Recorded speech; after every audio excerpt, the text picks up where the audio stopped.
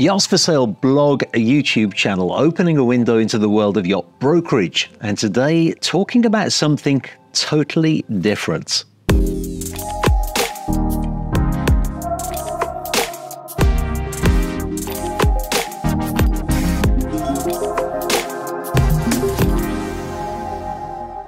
We'll be talking in fact about the Dunkirk Little Ships, beautiful vessels built at the turn of the 20th century that went on to be involved in the evacuation of Allied soldiers from the beaches and the harbour of Dunkirk over an 8-day period in 1940. Remarkably, some of these yachts do become available for sale from time to time, so in this Yachts for Sale YouTube channel, I thought it's high time that I feature them. Many of the Dunkirk Little Ships were built at the James A. Silver shipyard in Rossneath, Scotland. Designed by John Bain, who for a period of about 50 years was in fact the owner of the shipyard and one of the most successful yacht designers of his day. Dunkirk Little Ships do in fact have their own association and their own webpage with a Yachts for Sale section in it. These include the 45-foot Dinar that apparently had quite a reputation as a party yacht before going off to save troops from Dunkirk. The 43-foot Marseille that has a remarkably detailed record of her activity at Dunkirk. And quite a well-known yacht in Dunkirk Little Ship circles, the 36-foot Owner 2. A quick word on this topic. The website that I'm referring to is really to give information about the little ships themselves. I don't know how often they update the Yachts for Sale page, since that's not really the purpose of the site. Some may still be for sale, some not. So the next two yachts that I will show you are most definitely for sale and are rather larger than the ones that we've seen so far. And the first one, called Northwind, rather unusually was built in the United States of America by a shipyard called Manitowoc SB in 1930. And delivered to an American industrialist called Charles Martin Clark Jr. 39.17 metres in length, with a beam of 6.74 metres, somehow the British government gained ownership of her and she was sent to Great Britain when the Second World War started, initially to patrol the Thames. Interestingly, Winston Churchill must have taken a liking to her because he is reported to have spent time on board engaging in his favourite pastime of painting, and he also insisted that the engines be changed to smokeless engines so that she would not be easily spotted by bombers due to the black smoke that some of those vessels of 100 years ago would produce. Those Davy Paxman diesel engines are in fact still on board today. When the evacuation of Dunkirk started, she joined the hundreds of other craft that crossed the British Channel multiple times in order to save the lives of British and Allied troops. And you may think that the story ends there. Amazingly though, this yacht went on to host some pretty prestigious folk.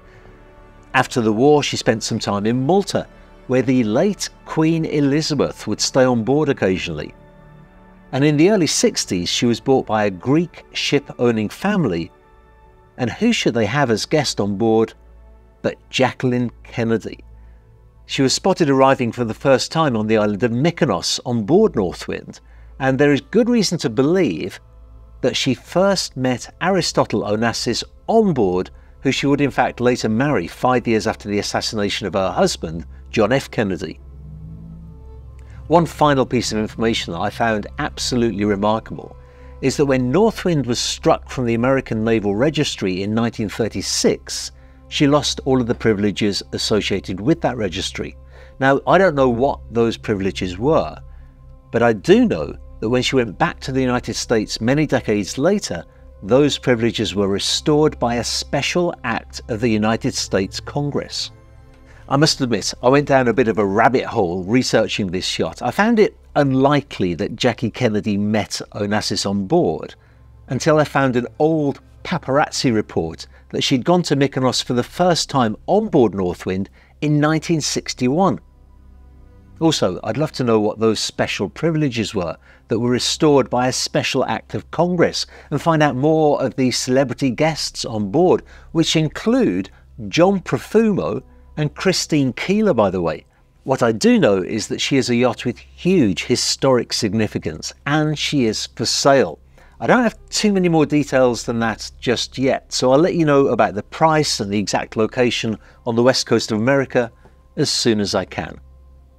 The second Dunkirk Little Ship that's for sale is rather more typical of the craft that saved so many lives 84 years ago. CONIDAW. Built at the James A. Silver Yard in 1939, little did she know that the very next year she would be pressed into service, and her captain, Reginald Snellgrove, winning the Distinguished Service Cross for his actions. I'll tell you more about that in a moment, but first let me give you a few more details about the yacht. CONIDAW is 24.98 metres long and has a beam of 4.98 metres. The hull is made of teak on an oak frame. Interestingly, yachts built in Scotland for use in the Med would have copper sheathing under the waterline. Copper is in fact a principal element in anti-fouling paint. So, by sheathing the entire immersed section of the hull in copper, it does not need painting every year like most modern yachts do. She really needs a complete restoration, but still has her original Gardner engines, has a single fin Vosper stabilisation system that's thought to have been added in the 1950s, and a fascinating anchor winch system that's driven from a shaft that runs through the bilge from a power takeoff on one of the engines. But is a yacht as old as this really worth restoring? Well, if you are in any doubt, let me tell you some more information I learned about the yacht from a website called southernwoodenboatsailing.com. I'll put a link to the entire article below. To give you some context, Germany was taking France so quickly that the British forces were totally unprepared. In no time at all, panzer divisions were bearing down on Calais with only a few riflemen to resist them. If the Germans took Calais, then Dunkirk would be next, and the British Expeditionary Force would be sitting ducks. It would have been a massacre. Churchill made what he later referred to as the toughest decision of the war. He had to send this message to the troops in Calais: every hour you continue to exist is of the greatest help to the British Expeditionary Force. Government has therefore decided you must continue to fight. I have the greatest possible admiration for your splendid stand. Evacuation will not, repeat, not, take place, and craft required for above purpose are to return to Dover. Well, the troops in Calais had no working radios, and all of the telephone lines had been cut, so how could they get that message to them? Let me read you the account as written on the website. The only possible solution was to send the written command by hand, so the vital message was entrusted to Royal Naval Reserve Lieutenant Reginald G. Snellgrove, who took HMY CONIDAW under continuous bombardment through the minefields into Calais to deliver the order to Brigadier Nicholson in person. Next day, the fighting was frantic, and one after the other the remaining Allied ships left the port. Finally, CONIDAW was the only one left, staying on alone while the ferocious battle raged around her. Only as the first tanks of the 10th Panzer Regiment burst onto the quay itself did the last 165 soldiers jump on board, and CONIDAW left Calais as fast as the twin Gardner 6L3s could drive her. But just on clearing the mole, disaster struck. She ran aground. The cramped soldiers must have felt they faced death in a few minutes. Nazi artillery would show no mercy for a stationary target with nowhere to hide. But then a fortuitous near miss by a bomb blasted the yacht off the sand with its shockwave, and she scurried away to Dover. The scars of that encounter are still with her, as her port engine still has a repaired, cracked sump from that bomb blast. And the next day, she went to Dunkirk to assist in evacuating the expeditionary force. Now, I market and sell yachts for a living, so clearly my motive is usually to make money from the sale. This is an exception though. I've put a link to the Classic Works YouTube channel at the end of this video. They own the yacht and have made a very complete, no-frills walkthrough video of CONIDAW. We don't represent the yacht for sale. There's probably no money to be made in selling it anyway.